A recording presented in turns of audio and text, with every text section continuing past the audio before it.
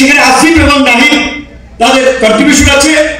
আসিফ নাহিদ 19 সালে 2028 বছর পরে অনুষ্ঠিত ডাকসুতে আমাদের প্যানেল থেকে সাংস্কৃতিক সম্পাদক পদে নির্বাচন করেছিলেন। কিছু সময় ছাত্র অধিকার পরিষদের রাজনীতি করেছেন, ব্রেক দিয়েছেন। আসিফ 23 সাল পর্যন্ত ছাত্র অধিকার পরিষদের সাথে ছিলেন। তাদের একটা রাজপথে ভূমিকা ছিল।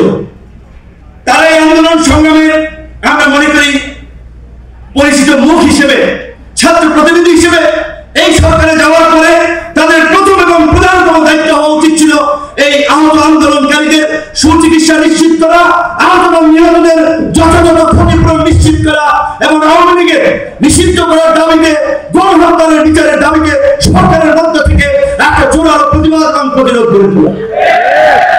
আমরা দেখলাম না, এখন রাজপথের কর্মসূচি দেখি, এগুলো মাইলেজ দেওয়ার কর্মসূচি আর বক্তব্য।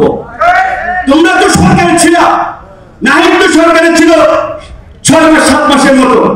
আসিফ এখন সরকার আছে। মাহফুজ যাকে মাস্টারমাইন্ড বলা হচ্ছে, আমরা অনেক জুনিয়র বিশ্ববিদ্যালয় ছিল, আমাকে হাসিম নাজির করে বলছি যে কয়দিন ছাত্রলীগের মার খেতে হামলা মামলার শিকার হয়েছে ওই কয়দিন রাজপথ দেখি তাদেরকে মাস্টারমাইন্ড বানিয়ে দেওয়া হচ্ছে। এই যে আমি বললাম ইতিহাস বিকৃত করার চেষ্টা করছে।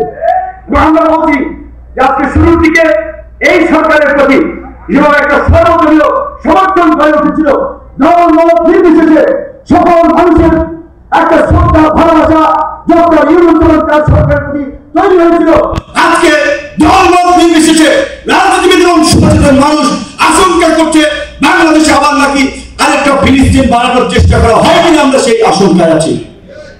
আজকে করিডোর দেওয়ার মতো সিদ্ধান্ত, আপনার ওই ফিলিস্তিনে আপনারা জানেন, ফিলিস্তিনের ভূখণ্ডে ওই ইহুদিদেরকে ওই বেলফোর চুক্তির মাধ্যমে একটু বাসস্থানের সুযোগ দেওয়া হয়েছিল।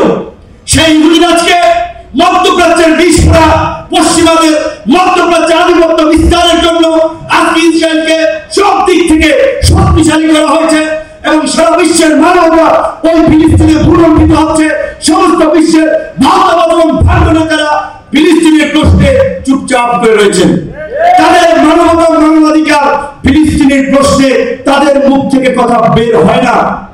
আজকে আমরা তো খুশি হয়েছিলাম, আমিও ডিনারে অংশ নিয়েছিলাম, জাতিসংঘের মহাসচিব অ্যান্টনিও গুতেরেস এসেছিলেন এখানে, খুব খুশি হয়েছিলাম আমাদের ডক্টর মোহাম্মদ ইউনূসের বক্তব্য শুনে যে আগামী বছর তারা ঈদ করবে নিজ দেশে। পরে ডিনার খাইলাম, ইন্টারকন্টিনেন্টালে, এখন মনে হচ্ছে খাওয়াই যায় তো সব ভুলভাল করে দিয়ে দিছে। যে এই যে আজকে যে মানবিক করিডোরের আলাপ আলোচনা হচ্ছে, এই সরকার টেম্পোরারি সরকার, সাময়িক সময়ের জন্য সরকার। আমরা ঐক্যবাদের ভিত্তিতে মৌখিকভাবে তাদেরকে সমর্থন দিয়েছি বিধায় তারা ক্ষমতায় আছে। আজকে আমাদের সাথে আলাপ আলোচনা নাই, কোন রাজনৈতিক দল চায় না গোপনে গোপনে তারা এই তথাকথিত মানবিক করিডোরের নামে এই যে অনেকদিন ধরে যে আলোচনাগুলো হচ্ছে মার্কিন যুক্তরাষ্ট্রের বার্মা কিংবা এই যে রাখাইন রাজ্যকে কেন্দ্র করেছে ভৌগোলিক রাজনীতি, ভূ রাজনীতি আর একটা পূর্ব তিমুরের মতো খ্রিস্টান রাষ্ট্র করার যে চক্রান্ত, এখন তো মনে হচ্ছে সেই দিকেই আমরা যাচ্ছি। তাই বন্ধুগণ, পরিষ্কার করে আমরা বলে দিচ্ছি, এখন আমাদের প্রফেসর ডক্টর মোহাম্মদ ইউনূস এবং তার সরকারের প্রতি আমাদের সমর্থন আছে। তবে অবশ্যই যে সমস্ত উপদেষ্টারা জুলাই স্পিরিটকে ধারণ করে না, গণ অভ্যুত্থানের আকাঙ্ক্ষাকে ধারণ করে না, আমরা তাদেরকে পরিবর্তনের আহ্বান জানাবো। সরকার যদি এই করিডোর দেওয়ার সিদ্ধান্ত থেকে সরে না আসে, অনতিবিলম্বে এই যে গণ অধিকার পরিষদের শক্তির সাথে আজকে যারা নতুন করে যুক্ত হয়েছে তাদের শক্তিতে আমরা নতুন করে বলিয়ান হয়েছি, এই শক্তি নিয়ে আগামীতে আবার রাজপথে যাওয়া হবে।